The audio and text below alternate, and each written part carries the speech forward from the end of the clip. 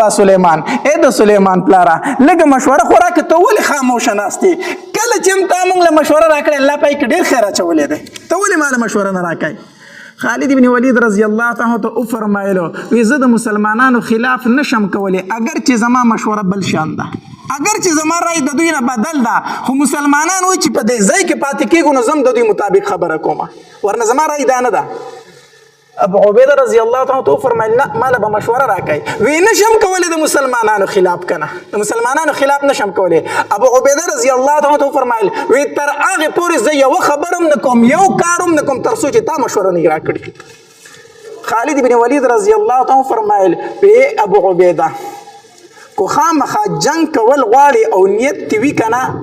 نو اگر چې د مسلمانانو رای دا ده چې په دې ځای کې پاتې کېږو خو زما رای دا نه ده دلته نه پاتې کېږو وی ولې وی ځکه دلته ګیر چاپېره باغونه دي دا ځای تنګ دی او تا ته پته ده چې زمونږ د عربو اسونه ډېر زیات تیزه منډه وي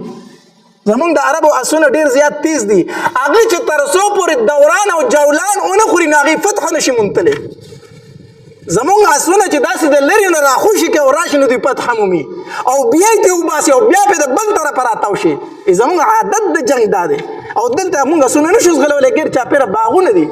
ستا سره رای ده زما رای دا ده چې دا ځای به پرېږدو لږ مخکې به لاړ شو دغلته کې میدان یرموک دی د یرموک میدان دی چې په جریباو ځمکه ده خوشې بیابان دی نو په خوشې بیابان به کافر هم پراته یا مونږ به هم پراته یو بل سره به بیا ګورو اسونه به ځغلو چې څه کېږي او خواته دریاب هم دی اوبه به راته هم په لنډو باندې ابو عبیده رضی الله تعالی فرمایلی ستا مشوره ډیره ښکلې ده صحابه کرامو ته وفرمایل شابه اوچتېږئ شابه یرموک میدان ته ځان رسوئ نو دا غزا د یرموک په میدان کې شوې ځکه ورته غزوه یرموک ویلی شي غزوه یرموک او دا د نبي علیه صلات وسلام د وفات نه 9 کاله یا 10 کاله وروسته دا غزا راغلې ده او د نبي علیه صلات وسلام د وفات نه په غزاګانو کې لویه غزا دا ده